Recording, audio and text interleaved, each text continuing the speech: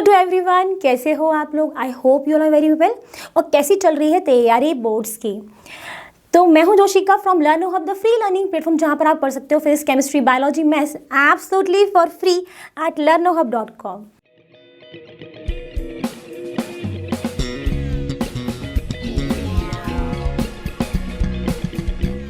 तो आज हम डिस्कस करने वाले क्लास 12th फिजिक्स का know all about your exam 2022 to 2023 के बारे में, जिसमें क्या होने वाला है कि हम इसमें ये देखेंगे कि हमारा जो एग्जाम है वो किस तरीके से आता है और जो रिसेंट हमारा सिलेबस में जो चेंजेस हुए हैं उसमें कौन कौन से टॉपिक्स ऐसे हैं जो ड्रॉप आउट हो चुके हैं। तो इससे आपको क्या होने वाला है, आपको काफ़ी सारी चीज़ों में हेल्प मिलेगी। कैसे पता चलेगा कि हाँ भाई चलो ये जो टॉपिक था ये हम पहले पढ़ चुके हैं, लेकिन इस साल के ये सिलेबस से ये हट चुका है। तो आपके लिए चीज़ें आसान हो जाएंगी और काफ़ी अच्छा भी लगता है कि सिलेबस कम रिड्यूस हो जाए। तो चलिए देखते हैं without getting any delay, let's get started.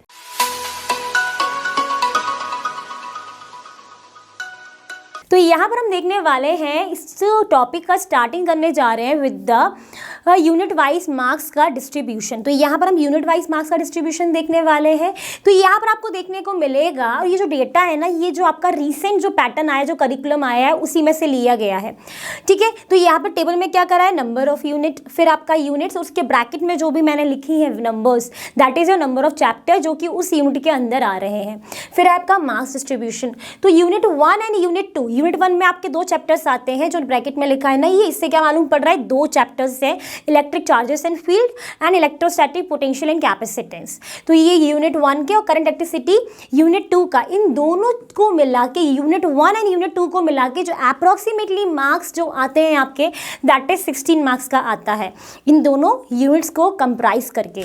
ठीक है, तो ये डायरेक्ट में डेटा कहाँ से लिया है, जो रिसेंट जो करिकुलम डला हुआ है सीबीएसई की साइड से, वहीं से लिया गया है। ठीक, ये भी बात हो गई। फिर हम बात करते हैं यूनिट 3 एंड यूनिट 4 की।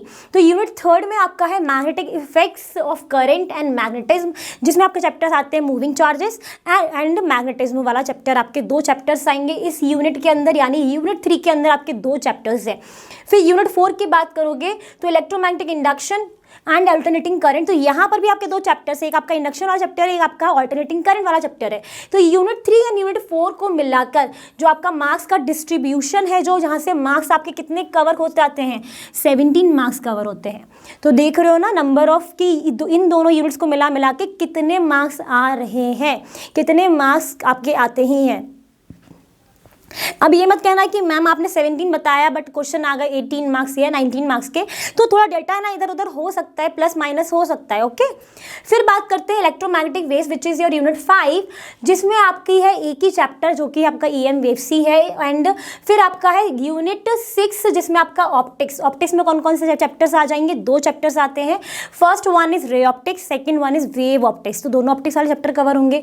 इन दोनों यूनिट्स को मिला के जितना मार्क्स डिस्ट्रीब्यूट, कितने मार्क्स का आता है, 18 मार्क्स कवर हो जाते हैं। 18 मार्क्स का इनमें से आता ही है। ठीक है, फिर बात करते हैं यूनिट 7 की, जो कि है आपका dual nature of radiation and matter, जहां पर आपका चैप्टर्स कितने हैं, 1 ही है, ये सिंगल चैप्टर है। एंड उसके बाद आपका आता है यूनिट 8, जिसमें आपका आता है आइटम्स एंड न्यूक्लियर। यहाँ पर 2 चैप्टर्स है जो कि सेपरेट है। आइटम्स एक डिफरेंट चैप्टर है, न्यूक्लियर एक डिफरेंट चैप्टर है, और इन दोनों को मिला के जो आपका मार्क्स आपके कवर होते हैं वो होते हैं 12। ठीक, फिर आपका है unit 9, that is your electronic devices, जिसमें चैप्टर आपका आता है एक, जो कि आपका सेमीकंडक्टर वाला चैप्टर है। एंड इसको मिला के यहाँ से जो आपके मार्क्स आते हैं वो है 7 मार्क्स। इन पूरे मार्क्स को आप जोड़ोगे तो आपका जो टोटल जो मार्क्स होते हैं इस फिजिक्स वाले सब्जेक्ट के, दैट इज 70 मार्क्स का आपका पेपर आएगा। एंड इसमें इंटरनल असिस्ट में कितने मार्क्स आपको मिलते हैं, 30 मार्क्स आपके होंगे जो आपका इंटरनल एग्जाम्स होते हैं उनके। तो ये रहा आपका क्या, यूनिट वाइज मार्क्स का डिस्ट्रीब्यूशन, जहां पर आपने देख लिया कि कितनी यूनिट्स को मिला के कितने मार्क्स का एग्जाम में आ सकता है, और टोटल कितने मार्क्स का पेपर आएगा, 70 मार्क्स का आएगा। 30 मार्क्स कहाँ से, जो 100 मार्क्स का होगा, 30 मार्क्स होंगे आपके इंटरनल एग्जामिनेशन के। ठीक है, बात हो गई यहाँ पे क्लियर। अब देखते हैं नेक्स्ट।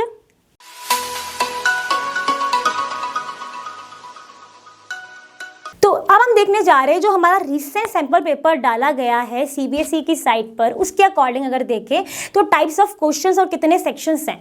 तो यहाँ पर अगर हम देखें तो एग्जाम में आपके आने वाले हैं 5 sections, A, B, C, D and E।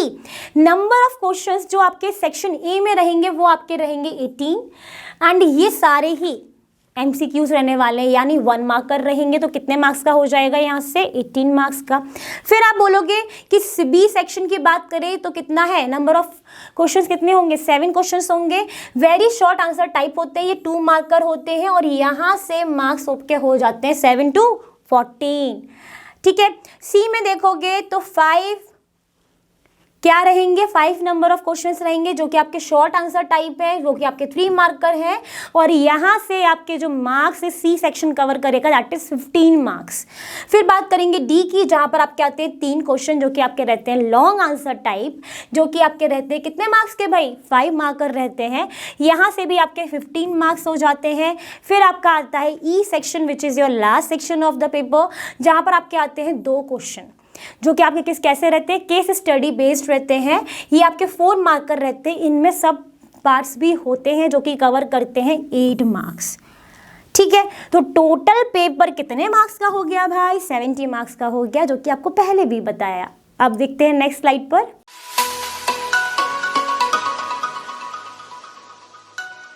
तो चलिए बात कर लेते हैं अब वो टॉपिक की कि जो आपके सिलेबस से ड्रॉप आउट हो चुके हैं। जैसे कि अगर आप देखोगे तो मैंने हेडिंग भी डाल के रखा है ड्रॉप्ड टॉपिक्स या फिर chapters.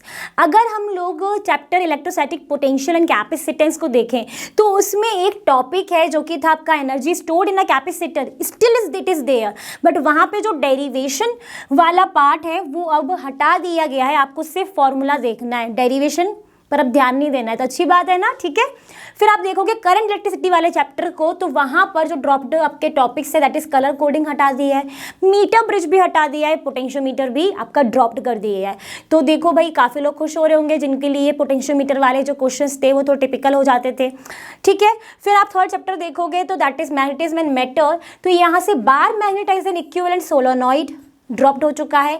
Earth magnetic field and magnetic elements drop हो गया है।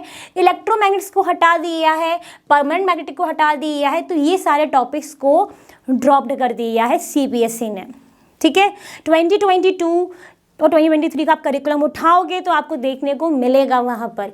फिर बात करें ऑल्टरनेटिंग करंट का, तो वहाँ पर से एलसी ऑसिलेशंस को ड्रॉप्ड कर दिया है। फिर बात करते हैं ray optics and optical instrument की, तो यहाँ पर जो ये टॉपिक्स थे ना जो आपने 10th में भी पढ़े थे, like scattering of light, blue colour of sky, reddish appearance of the sun, तो ये सारे टॉपिक्स को यहाँ पर 12th में रे ऑप्टिक्स से हटा दिया गया है। 2022 के आपके पूरे आप अगर पैटर्न देखोगे उसमें से हटा दिया गया है। अब आप बात करते हैं वेव ऑप्टिक्स की, तो वेव ऑप्टिक्स में जो डेरिवेशन था फ्रिंज विड्थ का, बीटा वाला डेरिवेशन था ना, उसको भी ड्रॉप्ड कर दिया है।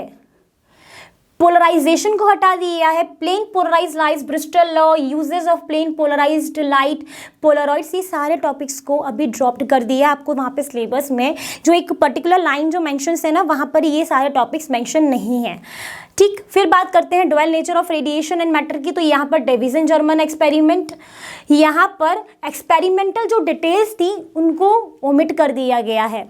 ठीक है। कंक्लूजन यहाँ पर सिर्फ आपको देखना है, कंक्लूजन ही सिर्फ देखना है वहाँ पर। अब वहाँ पर जो उसका पूरा वैसा डेटा था वो हटा दिया है।